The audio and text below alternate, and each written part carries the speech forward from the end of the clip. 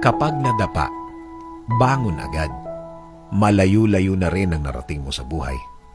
Marami ka ng pinagdaanan. Marami na ang eksena na nagbigay ng lesson sa iyo.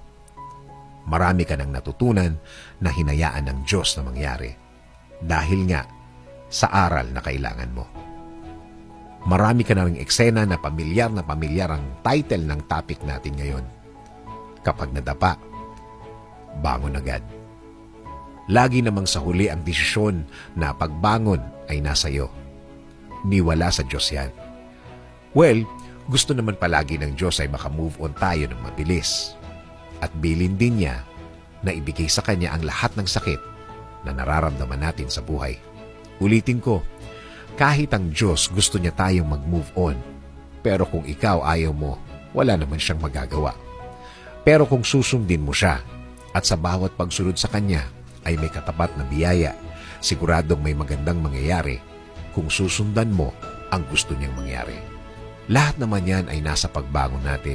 Kung gaano kabilis na sabihin natin sa sarili natin na problema to, tama.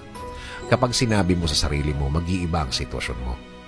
Lalo na kapag sinabi mo sa sarili mo na hindi mo ito kakayaning mag-isa at kailangan mo ang guidance ng Diyos, na kailangan mo ang presensya niya para mas mapagaan ang pag-iisip mo ng solusyon.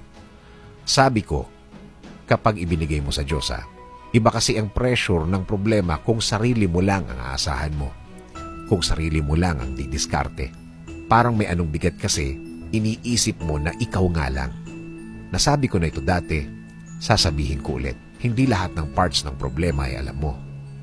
Lahat ng levels, lahat ng side, talagang kakailanganin mo ang tulong ng Diyos.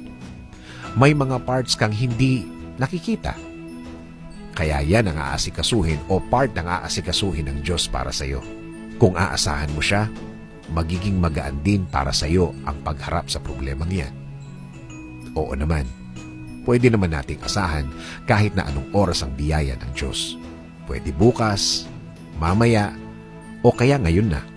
Yun yung point kaya kaya mong bumangon agad-agad. Dahil hindi lang sa sarili mo ang aasahan mo, may aasahan kang pangmalakasan na makakatulong sa iyo. Ganyan naman ang buhay, mas mabilis kang nakaka-move on sa isang problemadong sitwasyon, mas nakikita mo ang ganda ng mundo. Mas nakikita mo ang provision ng Diyos sa ating buhay. Alam mo, paminsan-minsan, kailangan din natin magdrama kapag may problema. Hindi mo naman mayaalis yan eh. Pero, wag na wag kalilimutang may Diyos